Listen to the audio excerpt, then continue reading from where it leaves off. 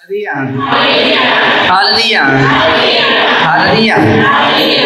आपण प्रार्थना करूया। परमेश्वर दयाळू बाबा, सगळ्या दिवसाबद्दल तुझे आभार मानतो। आणि परमेश्वर आशीर्वादी परमेश्वर, तुमच्या वचनाचा प्रत्येकाला सांगेल प्रार्थना आमच्या परमेश्वराच्या नावाने करतो। Hallelujah hallelujah hallelujah.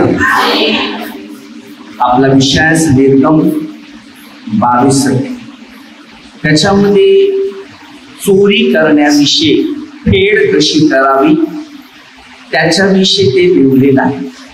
किंवा आपल्या शेताचं नुकसान झालं, चुकून आग लागली, बाजूच्या जमिनीचं नुकसान झालं, शेताचं कसल्या वस्तूचं झालं पाणी गळली, तर ती भरपाई कशी द्यायची त्याच्याविषयी या निर्गममध्ये 22वा अध्याय 1 पासून आपण वचन वाचूया।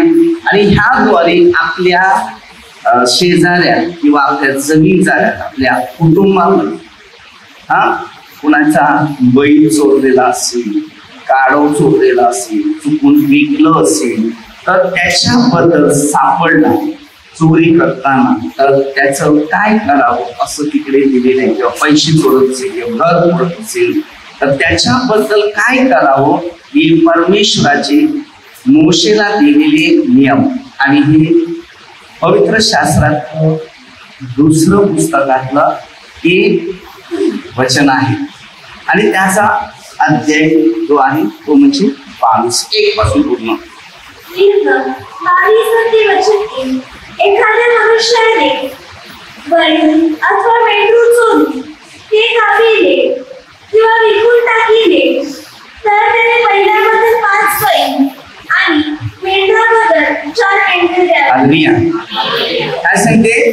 चुकून चोरलं, बरोबर न कापलं, हालेलुया, त्याच्याबद्दल किती द्यायचे?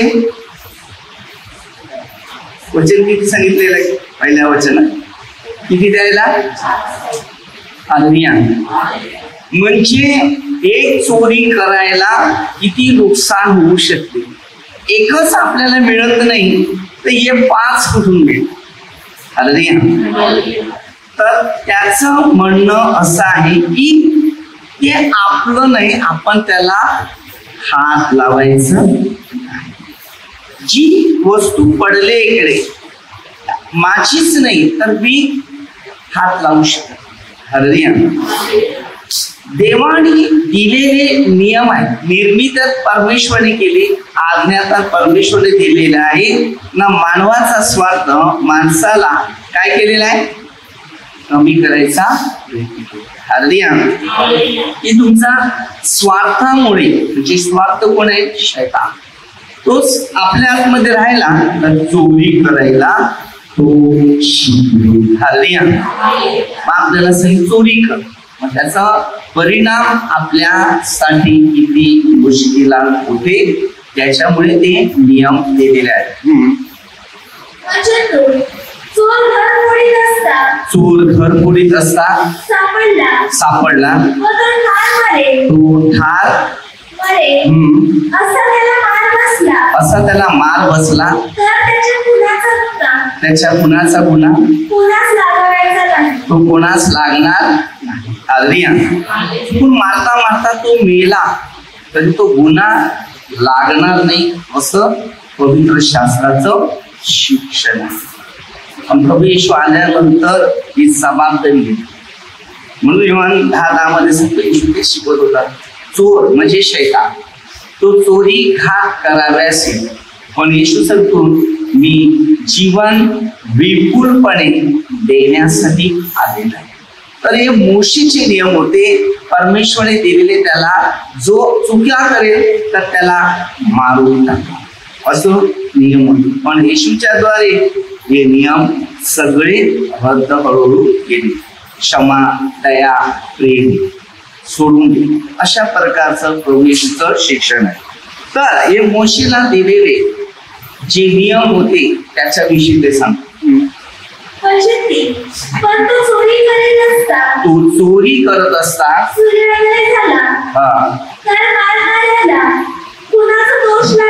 हालेलुया। आता आपण बघायचं आहे की दोष कधी लागतो, केव्हा लागतो आणि कोणत्या टायमाला. हल्लिया म्हणजे त्याच्यात नियम पण दिलेले आहे. दोष लागतो ना, दोष न लागतो पण आहे. हल्लिया तर कोणत्या टायमाला मारणार त्याला, नाही त्या टायमाला जाऊन मारणार. हल्लिया तर तुम्हाला तो दोष आढळेल. चोराने नुकसान भरून द्यावे, चोराने नुकसान भरून द्यावे, तो कंगाल असल्यास चोरीच्या भरपाईसाठी त्याची विक्री करावी. हल्लिया चोर पकडला ना तर कोणाला तरी विकायचा, मग तो त्याच्याकडे कामधंदा करेल ना, पैसे देईपर्यंत तो तिकडेच राहील. म्हणजे परिस्थिती कसं होतं, शिक्षण कसं होतं, नियम कसे होते. की त्याला विकलं म्हणजे तो चोरी करणार नाही, मग काम करायला लागेल. मग काम कर, पैसे. कसे परमेश्वरचे पूर्वीचे काळातले नियम होते. तर ही जी शिक्षण जे आहे, जितका मनुष्य पवित्र शास्त्र वाचेल तितकं त्याचं आचार विचार पूर्ण पवित्रता पाहायला सुरुवात होते. पण हे पवित्र शास्त्र जर वाचलं नाही तर आपले आचार विचार वेगळ्या वेगळ्या पद्धतीचे ते उत्पन्न होतील, तर आपलं शरीर कुठेतरी धक्कादायक धोकामय जीवन हे प्रवास करेल. आज चोर आले. आज चोर कोणता आलेला आहे, तुम्हाला देवापासून दूर करणारा, म्हणजे तुमच्या भविष्याचं, तुमच्या जिंदगीचा नाश करणारा. आताचा चोर कसा आहे मी तुम्हाला सांगतो. देवाचं वचन सोडायला लावतो आणि कोणतरी पास्टर बोला, ब्रदर बोला की कोण पण असं, देवापेक्षा माणूस श्रेष्ठ नाही. मी पण नाही श्रेष्ठ, तुम्हाला सांगतो तुम्हाला की मी तुम्हाला शिकवतो, मार्गदर्शन करतो किंवा आरोग्य जाण्यासाठी प्रार्थना करतो, हर एक विषय बंधनातून तोडण्यासाठी मार्गदर्शन करतो. पण सर्वात श्रेष्ठ कोण आहे, परमेश्वर. आमच्या पेक्षा सगळ्यात श्रेष्ठात श्रेष्ठ श्रेष्ठ श्रेष्ठ आहे तो परमेश्वर. आमच्या वर स्वर्गीय देवदूत असतात. आणि हे जे लोक असतात संदेश ते अलग असतात, बरोबर. आता देवाने आम्हाला संदेश निर्माण, पण दुसरे याचक असतात, बरेचसे लोक असतात बरोबर. आपण अनेक लोकांमध्ये बघा, कोणत्याही माणसाने देवापेक्षा मानवाला श्रेष्ठ मानायचं नाही. आणि जर तुम्ही माणसाला श्रेष्ठ मानत असतील तर तुमचं भविष्य कुठेतरी कमजोर पडलं जाईल. आज जर तुम्ही बघता की जेव्हा एक लिटरिक करतात, लिटरिक मध्ये सहभाग घेतात, कुटुंबामध्ये तुटा पडलेल्या समस्या पडलेल्या, संकट आलेली आर्थिक परिस्थितीपासून, नवऱ्याबायकोपासून, मग त्यामध्ये त्यांना मार्गदर्शन केलं जाते, शिकवलं जाते, त्यांच्यासाठी प्रार्थना केली जाते आणि कुटुंब एकत्र जोडलं जाते. ही परिस्थिती, हा चोर घरात जर शिरला तर आपल्या घराची पूर्ण नासाडी करायला सुरुवात. म्हणून आपल्या घरामध्ये प्रेम, दया आणि शांती मोह जर आहे तर सर्व गोष्टी आपल्या जिंदगीमध्ये ते उत्पन्न होणार. म्हणून तो चोर म्हणजे कोण, शैतान. हा शैतान आपल्या घरात शिरला आणि हा जर शिरला तर आपल्या घराचा हळूहळू नुकसान करायला सुरुवात करतो. चोरलेला बैल, गाढव, मेंढरू वगैरे चोराच्या हाती जिवंत सापडले तर त्याने एकाबद्दल एक दोन द्यावे. आता बैल, गाढव, काही असं जेवढं जनावर तुम्ही घेतलेली आहे ती चोरली, बरोबर, तर त्याच्याबद्दल तुम्हाला भरपाईने तेवढी द्यायला.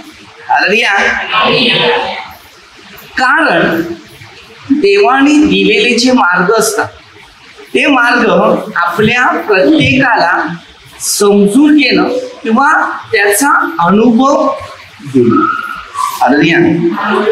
आपल्याला वाटते मी हे कोणाचं तरी वस्तू चोरली माझ्या कुटुंबासाठी माझ्यासाठी खूप सुख समाधानाचं राहील, पण त्याचा परिणाम आपल्या स्वतःला किती धक्कादायक बसणारा तो झटका आहे. वचन 5. कोणी दुसऱ्याचे शेत अथवा द्राक्ष मला खाविला, म्हणजे आपले जनावर मोकळे सोडिले आणि त्याने दुसऱ्याचे शेत खाल्ले, तर आपल्या शेतातील आणि आपल्या द्राक्षमळ्यातील उत्तम उपवास घेऊन त्याचे नुकसान त्याला भरून द्यावे. हालेलुया. काय सांगितलं? आता तुमच्या बैल आहे बरोबर, दुसऱ्या बाजूच्या शेतामध्ये गेलं आणि त्या शेतातलं काही नुकसान केलं, तर त्याच्याबद्दल तुम्ही त्यांना काय करा, भरपाई. हालेलुया.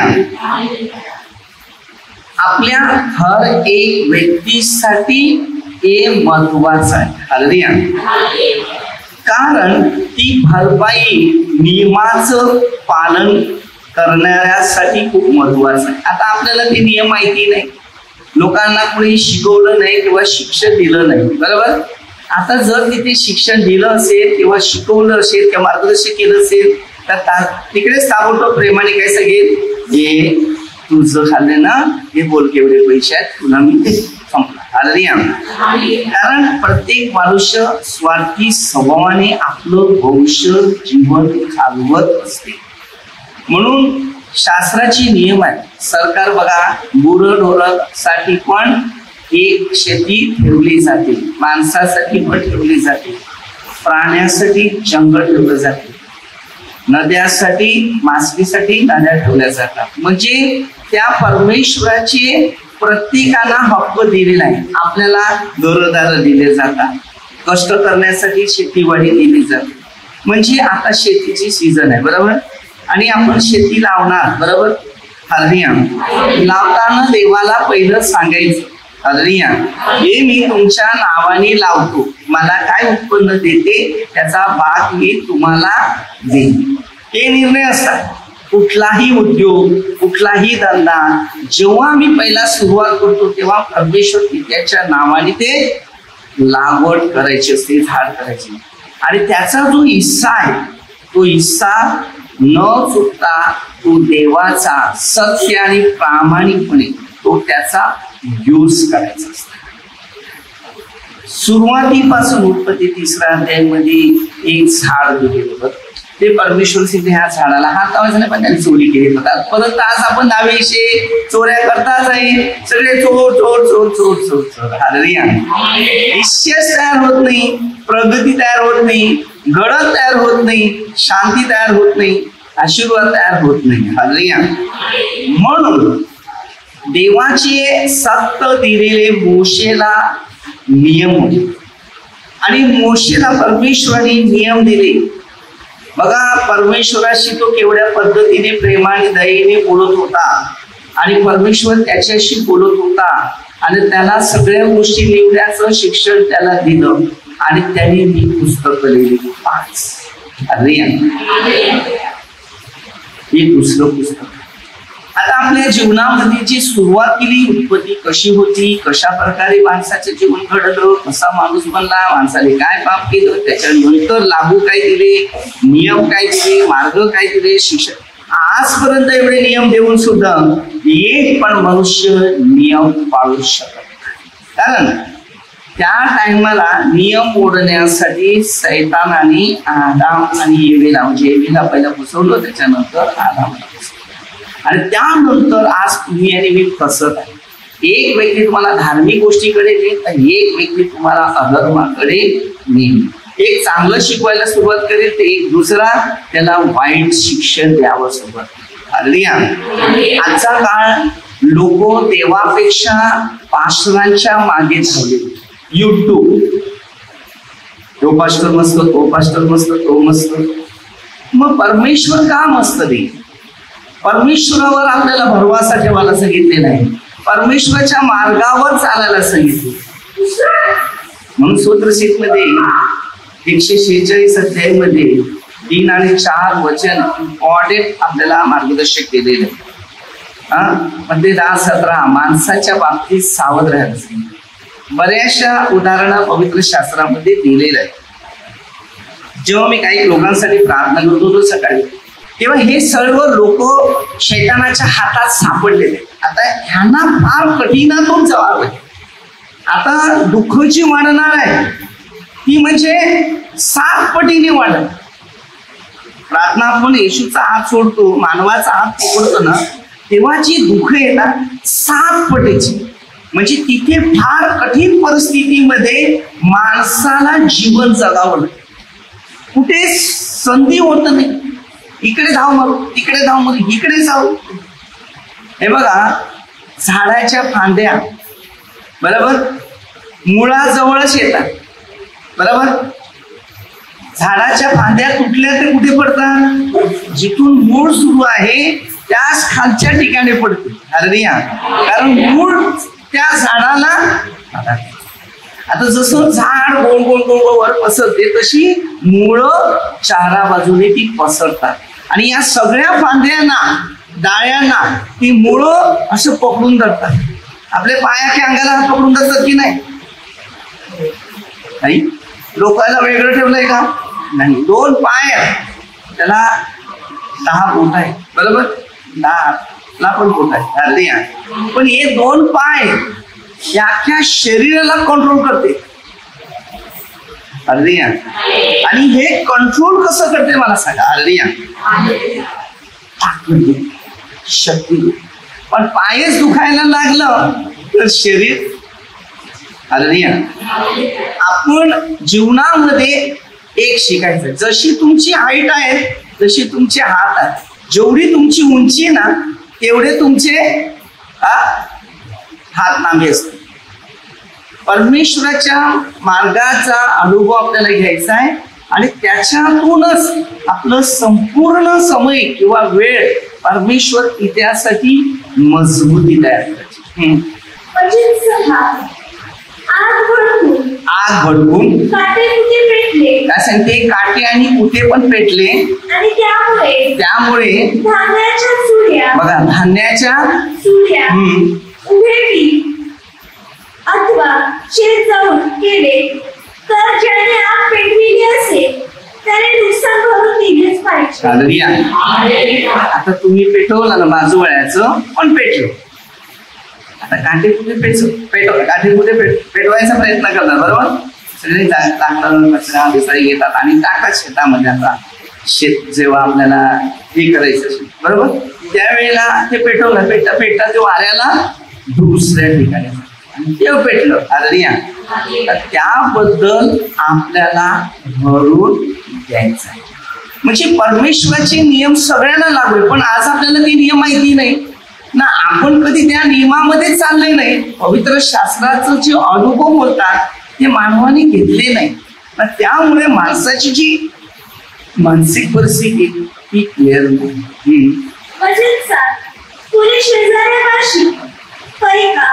किंवा काही जिन्नस ठेवायला दिला आणि त्याच्या घरून तो चोरीस गेला तर चोर सापडल्यास त्याच्या दुप्पट बदला चोराने द्यावा.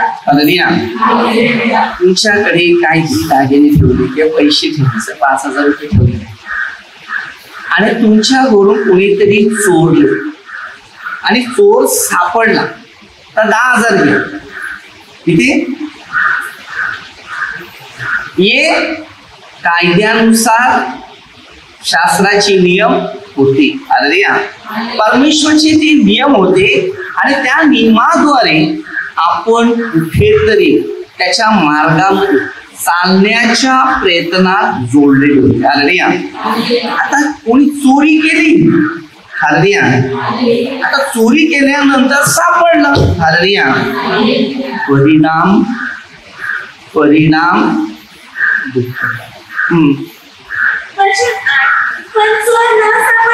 जर चोर न सापडला तर घराच्या मालकास देवासमोर घेऊन जावे.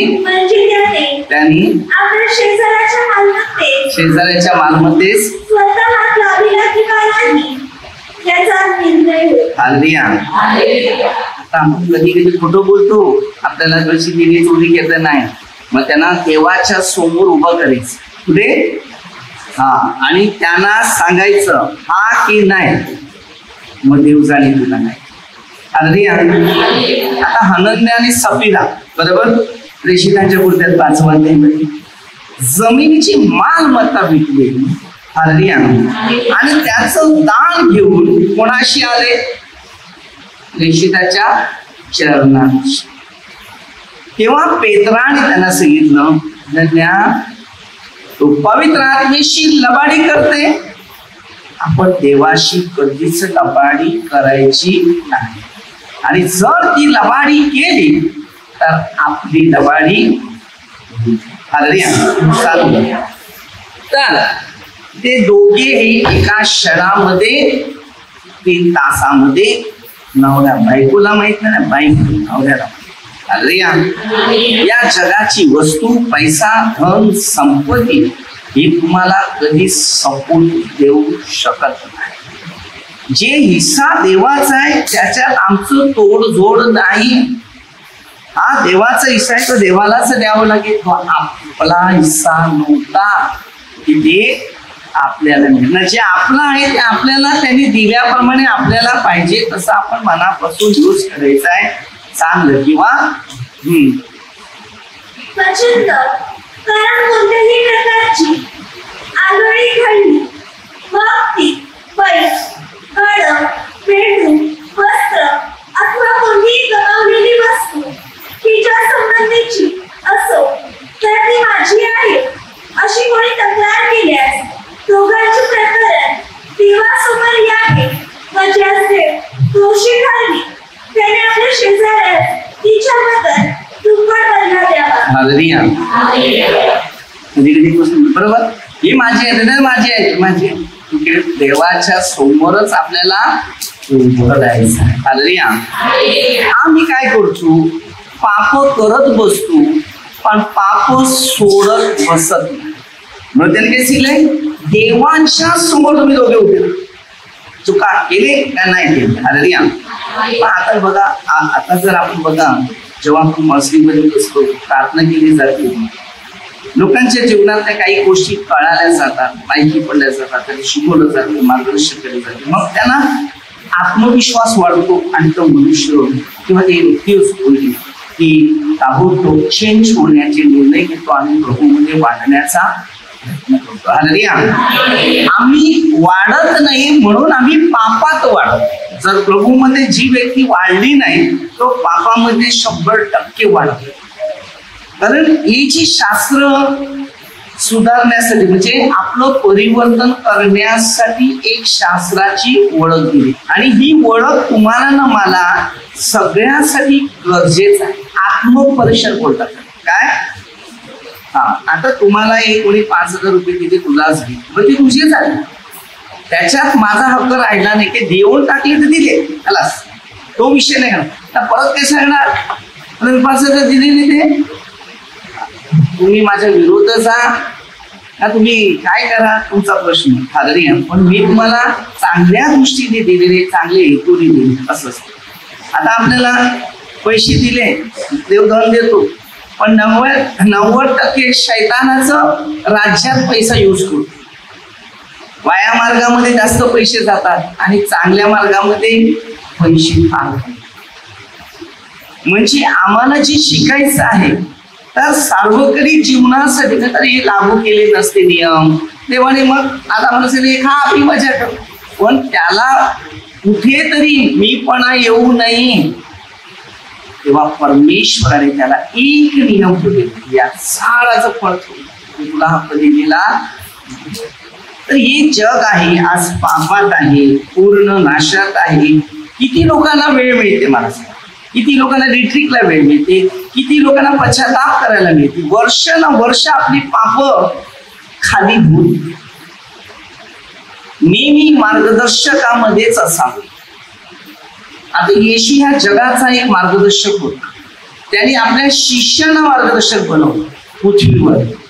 आणि त्यांना ते नियम दिले. परमेश्वर कोण होता, पुत्र कोण होता आणि पवित्र आत्मा कोण होता, या तिघांची ऐतिहासिक गोष्टी त्यांनी पूर्ण पृथ्वीमध्ये राज्य स्थापित केले आणि ह्याद्वारे जगाची पूर्ण खात्री आहे. आज तुम्ही स्वतः विचार करायचा आपल्याला, तुम्ही देवाच्या मागे आहेत की माणसाच्या मागे आहे?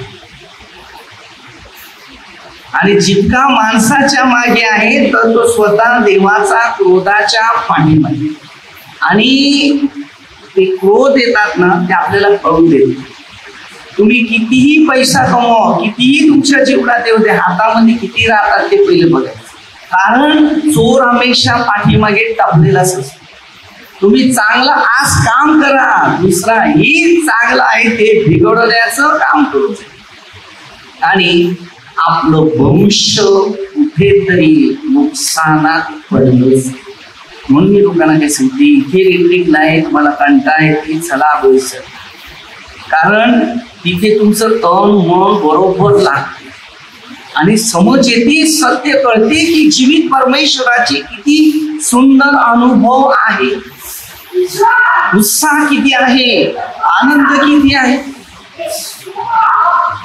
कसं आहे ते आपल्या स्वतःच्या मनाच्या इच्छा तयार करायला लागल्या ना तर देवाची इच्छा तुमच्यात कधीच होणार.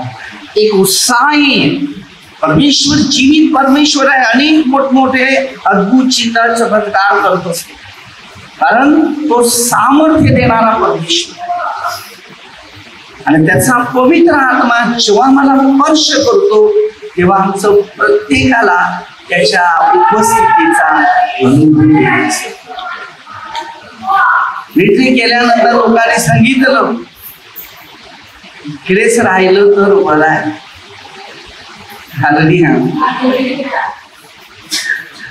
कारण मनाचंच परिवर्तन झालं तर तेव्हा त्याला देवाजवळ राहायला वाटतं.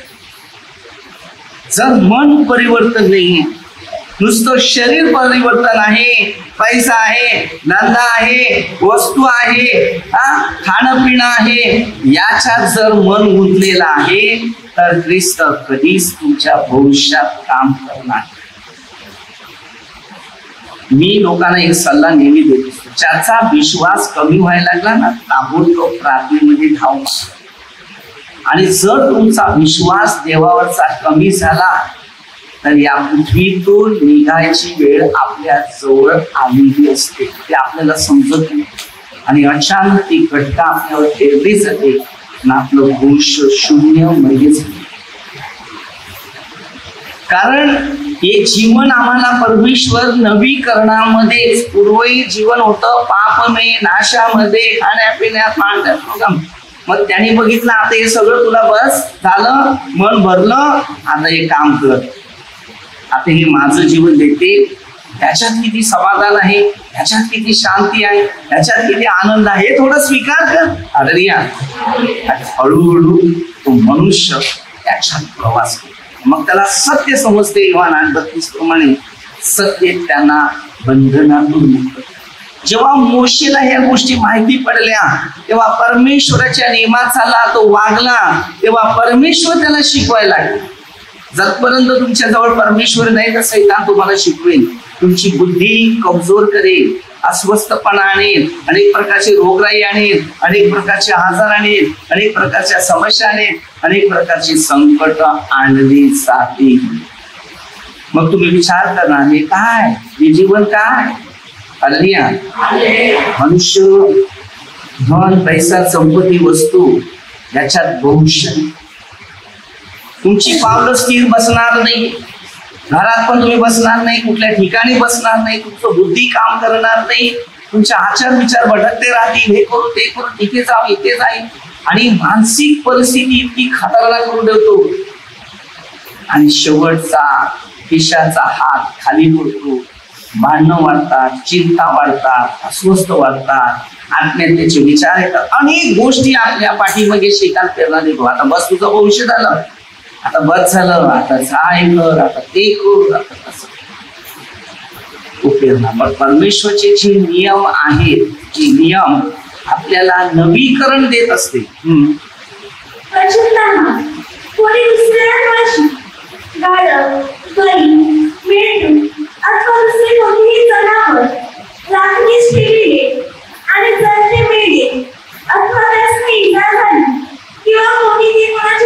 न पडता हाकून नेले.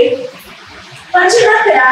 तर त्या दोघांच्या दरम्यान परमेश्वराची आज्ञा होऊन आपण दुसऱ्यांच्या वस्तूस हात लाविला नाही असे लागणाऱ्याने म्हटल्यास त्या वस्तूच्या मालकाने ते खरे मानावे व त्याला भरपाई करून द्यावी लागणार नाही. हालेलुया. आता आपल्या गाया होत्या बरोबर आणि त्या मेल्या. तर आपला विश्वास होता ना मेल्यास ठीक. हालेलुया. कोणतं जनावर जरी कोणाकडे तुम्ही पाहायला दिले नाही आणि ते मेलं तर त्याची भरपाई नाही. चोरलं असेल तर तुम्हाला दुप्पट ते द्यावे लागेल. म्हणजे सर्व विषयावर देतो. मग मी काय केलं दानच करून टाकलं. हालेलुया. देवाने शिकवलेले जे मुद्दे जे आहेत ते शिकावे. आपलं नाहीये. हे बघा, जी वस्तू आपण दान करतो ना तिकडे जमा होते. एखाद्या व्यक्तीला तुम्ही काहीतरी वस्तू देऊन टाकली की जमा तिकडे आहे, त्यांना नाही दिली, ते देवाच्या नियमाला दिली. मग ते सगळं जमा तिकडे असतं. पण आपल्या लक्षात नाहीये ना, आपण कधी त्यावर विचार करत नाही. हालेलुया. सेवा करत. हालेलुया. निर्णय घ्या. मग जेव्हा त्यांना गाया दिल्या तर सांगितले बैल जो आहे तो दुसऱ्याचा आहे. जेव्हा त्यांनी मागितलं तर तुला द्यायला आम्हाला. हालेलुया. म्हणजे जे नियम आहेत शास्त्राच्या त्या शिक्षणाप्रमाणे आपल्याला पुढे जाता आलं पाहिजे. खोट नाही केलं पाहिजे, पाप नाही केलं पाहिजे, नाहीतर आपल्यावर तो प्रसंग हालेलुया तो म्हणजे विश्वास त्याला बोलतात. हालेलुया. विश्वास कधी तोडायचा. जो विश्वास जोडलेला असेल तो विश्वासाचंच कार्य त्याला जोडावं. मग त्या आश्रम मध्ये त्यांना मी काय आहे देऊन हे घ्या तुम्ही काय करा. हालेलुया. कारण त्यांचं जर पालन पोषण व्यवस्थित नसेल तर तिथे ते निर्णय घ्यावे लागतात. हालेलुया. कंट्रोल नसेल, नियम नसेल, नियमाचं पालन नसेल त्यावेळेला वाटणं करणं गरजेचं आहे की बाबा हे. हालेलुया. तर बघा आता तिकडे परमेश्वरच्या दृष्टीने तिकडे सगळं त्यांना खाणं पिणं आपण. हालेलुया. ज्या वेळेला ते गाया मी त्यांना दिल्या, एकदा दोनदा मी गेलो भेटून, तर एकदा मला चाराला किती नुसतं मी त्याच्या अंगाला हात लावला ना ते मान पण नाही हलवलं, एकदम शांत बरोबर त्याने ओळखलं. हालेलुया. कारण त्यांना पण देवाचा एक आत्मा दिलेला ओळख. हालेलुया. बैल आपल्या धन्याला ओळख, माझे रूप मला तसं आहे. ही जी शिकवण आहे ते महत्व आहे. बघा, ज्या गोष्टी आपल्याकडे होणार नाही ते शक्य नाही, देव कोणाला कुणाकडे होते, कुणाचं भविष्यात बदल होते त्याला. हालेलुया. आपलं जीवन हे परमेश्वराने दिलेलं आहे, त्याच्यावर मनन चिंतन करणं गरजेचं आहे. कोणती चोरी, कोणती नफरत, कोणती निंदा, कोणता द्वेष, कोणती हेवा करायची नाही. आता हे 22वा अध्याय आपण जर वाचला सगळ्यांनी तुम्हाला स्वतःला काय करावं काय नाही याचा पूर्ण निर्णय घेता येईल, पश्चाताप करता येईल. ती म्हणजे कोणाची वस्तू चोरायची नाही. हालेलुया. आणि कोणाची वस्तू घरात ठेवायला दिली आणि चोरी केली तर विश्वास ठेवायचा ना, दोघांनी समोर उभं राहायचं. चोरले, तू चोरल्याचे ते ना मग देव बोल असं आहे. तर म्हणजे काही नियम असतात ते पाळणं गरजेचं आहे. छोटीशी प्रार्थना घेऊन बाबा सुंदर दिवसाबद्दल तुझ्या आभार मानतो. मान परमेश्वर, आशीर्वाद परमेश्वर, तुमच्या वचनात चालणाऱ्या प्रत्येकाला सहाय्य कर. ही प्रार्थना आमच्या परमेश्वरच्या नावाने करतो. सर्व मंत्र कामदार सर्व आशीर्वाद देवा. परमेश्वरच्या इच्छेप्रमाणे आपलं जीवन आशीर्वादित असावं. केलेले सर्व आपल्याला बापांची समोर ही प्रार्थना परमेश्वरच्या नावाने करतो. हालेलुया.